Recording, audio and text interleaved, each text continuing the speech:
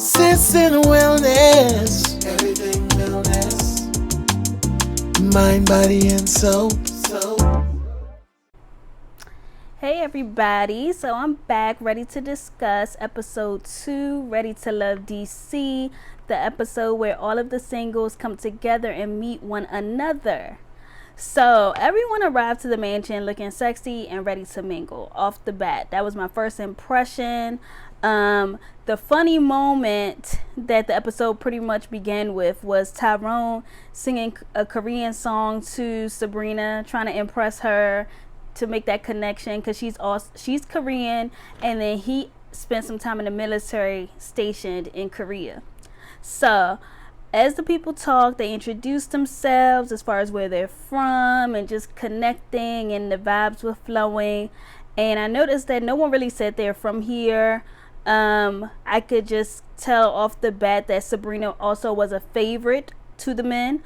Sabrina and Walter have a connection, and the woke brother, Naim, he was really trying to get at Tissia. So I thought that was funny because, as you remember in the introductory episode, he told us that he's into natural hair and women who don't wear a lot of makeup.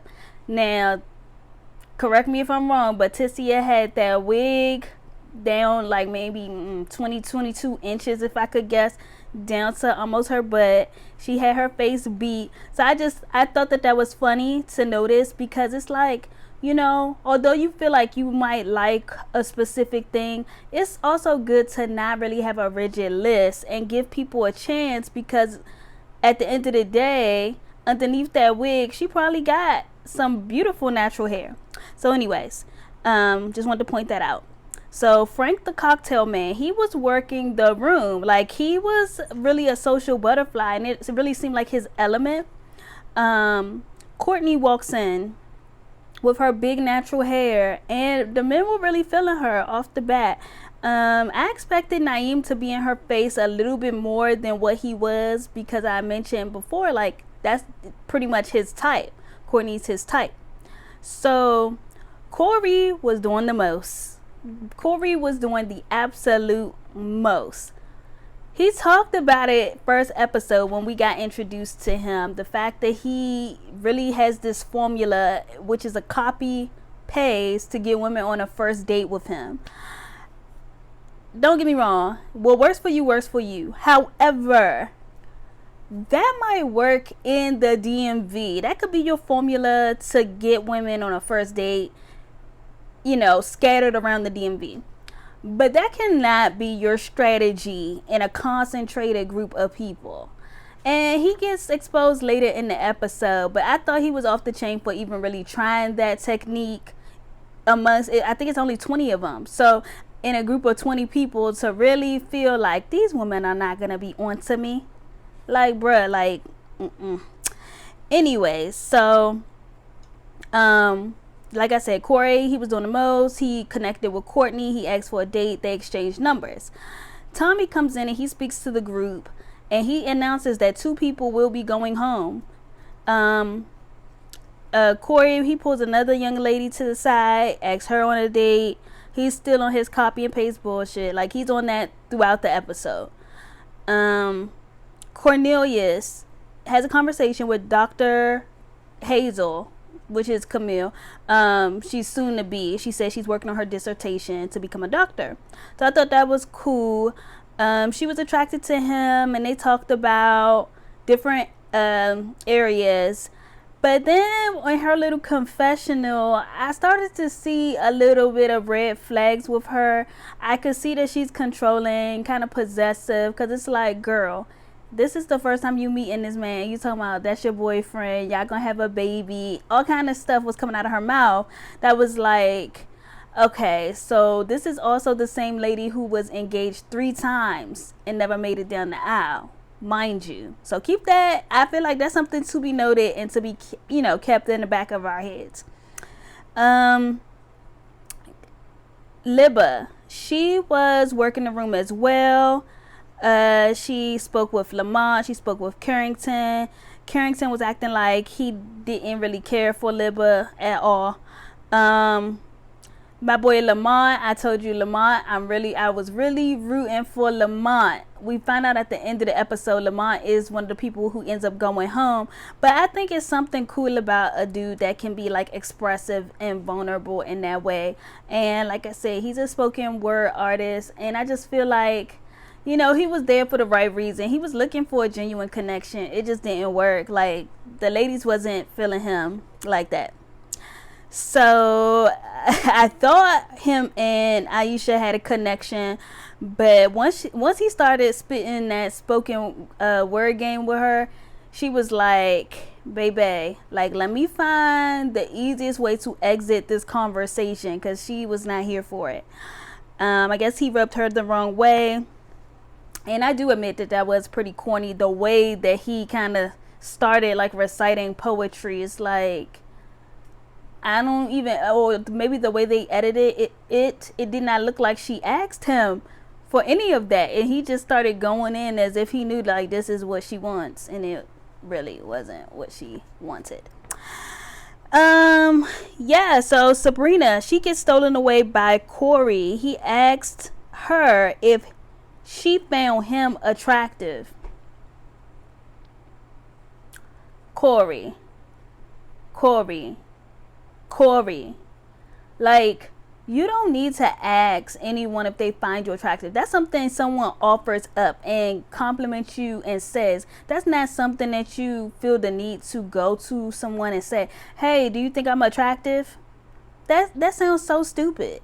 And I couldn't believe, like, as a grown-ass man, he felt like that was, this is what I'm gonna do. I'm gonna go to her and say, you know, do you find me attractive? That was so corny.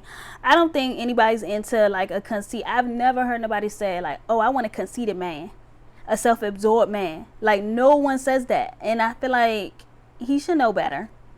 Anyways, as attractive as he is outwardly, I say he's gonna turn the women off. No one wants a conceited, self-absorbed person, period. So next, Walter and Sabrina, they actually look cute together. I like the way they were connecting, and I could see them as a couple. Like, I could see them like going far with this. I could see them being one of those like final couples, even though it's episode 1 of people meeting. Like, I see it already. They connected. They started talking about kids. She got choked up talking about being a caretaker to her parents, and Walter was talking about how he was the caretaker to his mom for the last 3 years of her life, and how his mom passed away in his arms. I thought that was deep. I thought that was a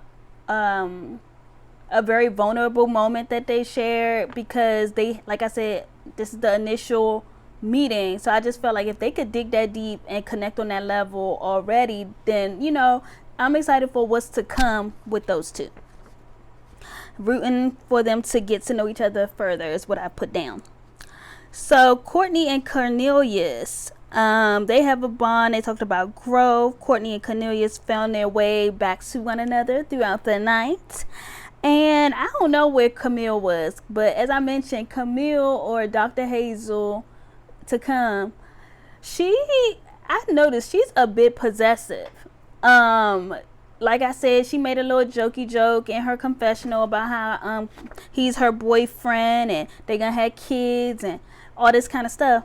But a part of me felt like she was a little bit serious about that. Like, it might have been a joke, but you know how they say some jokes have a hint of truth in them? Like, she gives me that. Like, she gives me a little bit cuckoo for Cocoa Puffs. I said that Cornelius, he said in the initial, like, when that introductory episode, he said like, oh, I'm gonna abstain from sex and everything like that. But the way he was vibing with Courtney, I don't know if he gonna make it. And I'm saying this out of just observation. I'm not hoping or wishing or praying that he don't make it, but it's just the vibe. Like, she had her hand like on his lap, right? And she said like, oh, I wish I could touch something like that or whatever. I don't know. I don't know. I'll be very, put it like this, I'll be very surprised if he makes it to the end without sleeping with someone. I ain't even gonna say Courtney. I'm gonna just say someone. Libba and Frank. Frank was talking about his tattoos and how our bodies are blank canvases. Frank was not feeling Libba. Her jokes was a bit off the chain, and he made the comment like, yeah, I see some yellow flags being thrown. And he said not red flags, because he not basically like gonna give her the stiff arm right now, but he said yellow flags, so that was funny. Zodia and Naim. First of all, they look cute. They look cute together, in my opinion. She was calling him Bilal. But I do notice, again, back to why I think it's important to have standards. Don't need a rigid list, because people might not check all your boxes, but still might be the person for you. She had a weave or a wig. I don't know which one it was, but it wasn't her hair. And he was the same guy talking about how he loves natural hair and how he loves a woman who don't wear makeup and da. She had everything that he said he don't really feel in a woman. But yet they had a connection. So I thought that was cool. So I like how he talked about happiness being important and how he was holding himself back. I think that's important, and it shows some kind of self-awareness within him, the ability to look at himself and say, you know what, it's me. I thought that was cool. All right, so Dante and Shiloh, they went through some deep conversation. They realized they have a Trinidadian connection. That was cool. And then it gets to a point where Corey, your boy Corey, gets caught up because he gets exposed in the fact that he has asked several women for dates, and he gets backed into a corner where it's like he had to admit it, like, yeah, I kind of messed up. And then how the women was giving him the stink eye and all of that. So like I said, had he scattered it around in a different kind of way, it might not have been, something that women would really find out about. But in a concentrated group of 20 people, you was bound to get caught, Corey. Like, you was bound. So I love when Camille called him out on it, told him that there's 4 women upset with him. And then he makes a joke and he's like, oh, one of them, I probably shouldn't have asked for a date to begin with. So I don't know if Corey really learned his lesson, but we'll see. Lastly, nephew Tommy, he talks to the guys. They talk about who they're feeling. The women who were repeatedly named were Sabrina, Camille, Courtney, Aisha, Shiloh, and Zodia.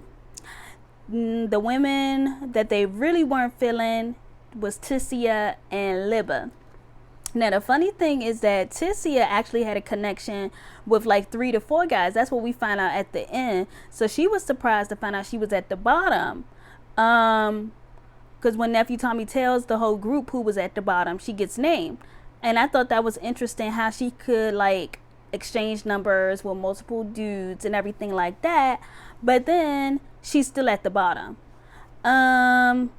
The ladies like Frank, Walter, Dante, Cornelius, and the guys at the bottom were Lamont, Tyrone, and Corey. But Corey was at the bottom because of his damn self. Corey was at the bottom because he tried to play all those women and thought they weren't going to find out. So, rightfully so, Corey was at the bottom. Anyways, the people who end up getting eliminated ultimately are Libba and Lamont. They get sent home. And Tissia, she still was pissed at the end. Even though she didn't get kicked off, she was just like, oh, I'm ready to go. So at this point, I wouldn't be surprised if Tissia just leaves, because she's like, yeah, y'all fake. Y'all real fake. So excited about episode 3. Excited about what's to come. I'm looking forward to bringing y'all that one next week.